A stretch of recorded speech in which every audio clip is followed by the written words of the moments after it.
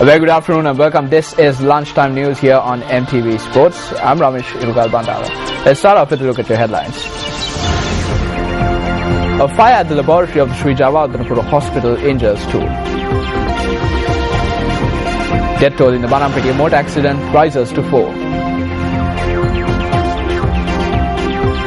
Also making headlines, Minister Lakshmana Prabhavardhan reveals that Sri Lanka received 31 investment projects within a month. On to those stories in detail now. Elections Commissioner Mahinda Deshapriya states that the Central, Northwestern and Northern Provincial Council elections will be held either on the 21st or 28th of September. Speaking at a media briefing currently underway at the Election Secretariat, Deshapriya noted that the accepting of nominations will conclude at noon on the 1st of August. The Elections Commissioner also said that elections propaganda activities will be prohibited near examination centres that will conduct the Grade 5 Scholarship Exam and the GCE Advanced Level Examination from the 5th to the 25th of August. He stated further that the election propaganda marches will be prohibited on the day of the scholarship examination.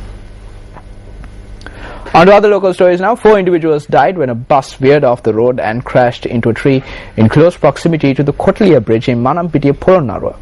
According to the police, 20 individuals suffered injuries in the accident.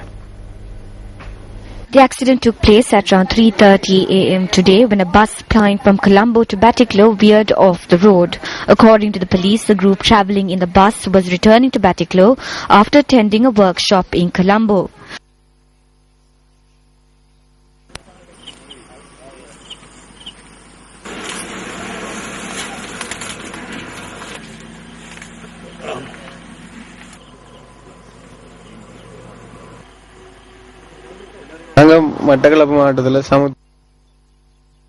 We serve as some of the officers in the Batticaloa district. We rented a van from the Kallaru area and we went for the meeting with 14 district secretaries.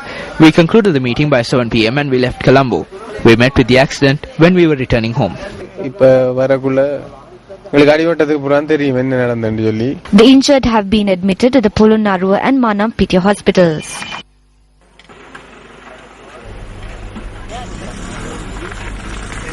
On to another one of our headline stories. A fire had erupted in the laboratory of the Sri Jawaharlal Hospital early this morning. Hospital Director Dr. S.K. Gamage said that 2 staff members were injured in the fire. Director of the Sri Jawaharlal Hospital, Dr. S.K. Gamage said that the fire has been doused. He said that the hospital had sought the assistance of the fire department. The Sri Lanka Fire Brigade Fire Service Department said that 3 fire engines were dispatched to the Sri Jawaharlal Hospital.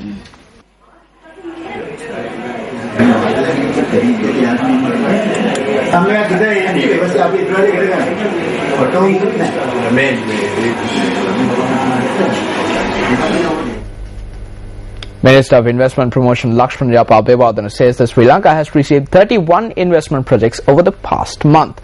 The minister made this statement during a media briefing held at the ministry yesterday. ජූනි මාසේ 14 වෙනිදා ඉඳලා ජූලයි මාසේ 9 වෙනිදා වෙනකොට In the period between the 14th of June and the 9th of July, we have received 31 new investment projects. Applications have been received for 12 different areas. If investors are ready, all facilities have been provided to the Board of Investments to implement the approval process without any delay. We have no issues on whether the investment comes from Africa, Australia or Sri Lanka itself. We have no issue about the color of the investors. If the investment is over $200 million and they conform to our standards, and if we have approved these investments, then we will provide all necessary facilities for them. ආයෝජනය මොකක්ද කියන්නේ dollar මිලියන 200ට වැඩි නම් ඒ ආයෝජනයට ලංකාවට අපේ ප්‍රමිතින් වලට පිළිගන්නවා නම් ඒ ආයෝජනය අපි අනුමත කරලා තියෙනවා නම් ඒ ආයෝජනයට අවශ්‍ය සියලුම පහසුකම් ටික දෙන්න අපි ලෑස්ති වෙලා ඉන්නවා. The police special task force has arrested 5 individuals who have been sand mining in Maoya in Kochikade. Commanding officer of the Special Task Force DIG RSC Ranavana said that they had seized 8 boats filled with sand during the arrest. The suspects were arrested during a raid that was jointly carried out by the Police Special Task Force and the police. The Police Special Task Force said that the suspects were handed over to the Kochikade police station for further investigations. The Department of Meteorology says that the seas off the coast of Puttlam to Hambantota Galle may experience strong winds up to 60 kilometers per hour. Now, the department notes that the deep and shallow seas could be rough as a result of this. Meanwhile, a spill gate of the Upper Kotmale Reservoir has been opened since last morning. Our correspondent said that the excess water is being released to the Kotmale Oya.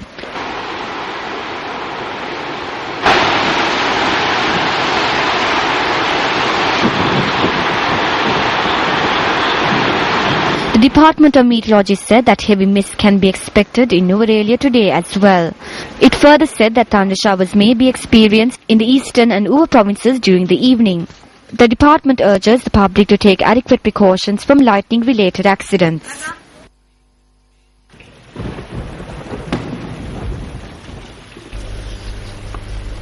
Well, area residents managed to capture a crocodile that was discovered in a canal in close proximity to the Jaffna junction in Anuradhapura.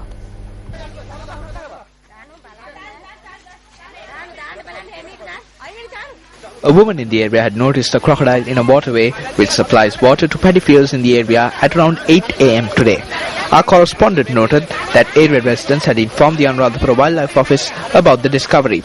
However, as there was a delay in the wildlife officers arriving, area residents had taken steps to capture the crocodile.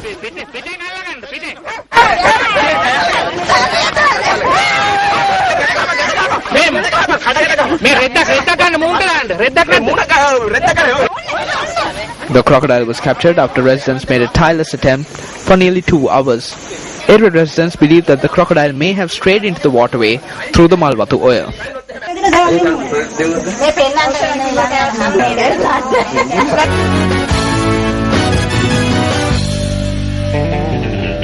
In sports news, England inched their way to a lead of 15 runs on day 2 of the first Ashes Test encounter. However, it was Australian debutant Ashton Agar who stole the limelight as he became part of 2 world records. Australia resumed day 2 on an overnight score of 75 for the loss of 4 wickets. The English bowling attack led by James Anderson, who bagged 5 wickets, did not face much resistance at the start of play as Australia crumbled to 117 for 9 in 34 overs.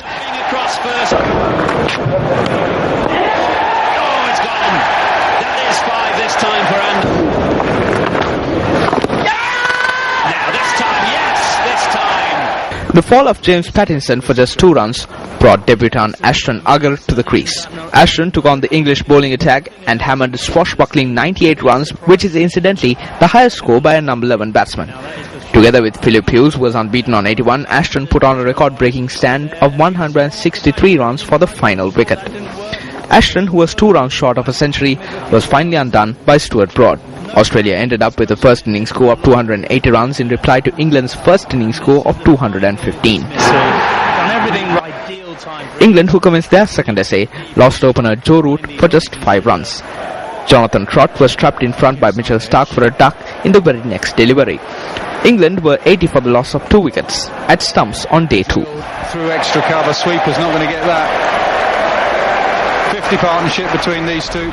Now, speaking to the media after the day's play, Ashton said that he was overjoyed with his batting performance, but he would have been happier if he was able to claim his first Test wicket.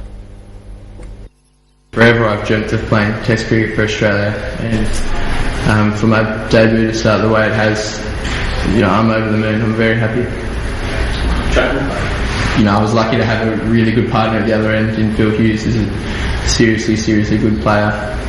He really helped me through it. Obviously it's a dream to make a Test match 100, but I didn't really dream I was going to make 98 in debut, so I'm very happy. So I'm still very hungry for that first wicket. And I sort of consider myself a bowling all-rounder. I like to think I'm a bowling all-rounder. But to get that wicket will be an extra special moment. On to France, where German's Marcel Kittel came victory in the 3rd round of this year's Tour de France when he pipped Mark Cavendish to win the 12th stage of the Tour de France.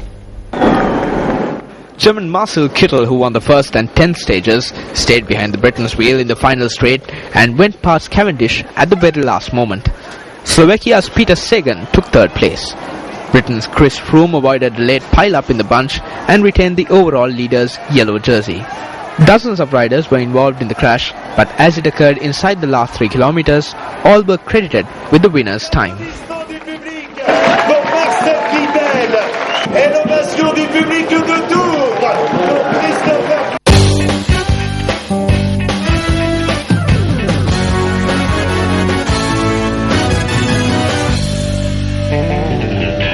Well, that wraps up lunchtime news for today. For the News First team, I'm Rameshwar Bandara. Have a pleasant day ahead. Hotline 0114